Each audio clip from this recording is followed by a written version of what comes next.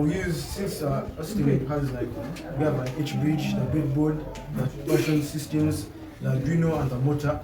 So basically how we do it is that the H-bridge is responsible for controlling, I'm not talking about the parts, the H-bridge is responsible for controlling the motors, distributing power. So it gets power from like the power source, so or a battery, and it's supposed to distribute the current to the motors. The electric signals come from the Arduino and they run through the buttons, and the buttons are basically supposed to either allow flow. When you push the buttons, they allow flow of that current from the Arduino, or when you don't push them, you don't allow flow. So the current from the Arduino passes through the buttons and it's supposed to supply that signal to the transistors inside the H-bridge to either allow current to flow through the motor or not through the motor. It just has another function. It's supposed to control the direction. It helps us to control the direction of the motors.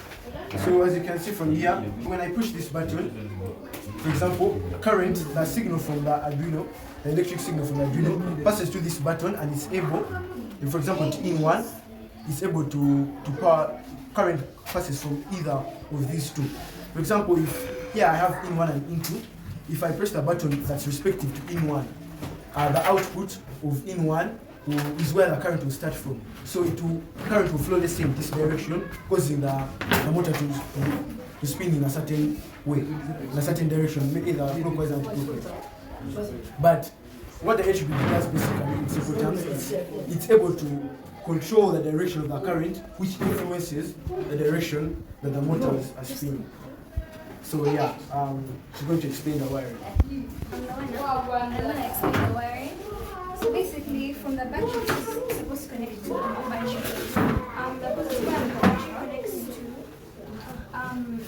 12 V on the H-bridge, and the negative wire from the battery connects to the JV of the H-bridge. This is to enable power to be powered to the H-bridge. And then from the motor, the positive wire connects to out 1, and the negative wire connects to out 2.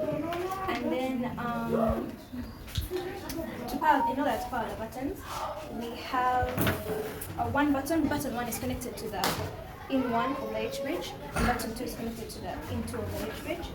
And in order to enable the movement of signal, we have jump wires that are connecting from the picking the signal of the buttons to the H-bridge, and we have voltage that's being picked from the Arduino Uno to the breadboard where the button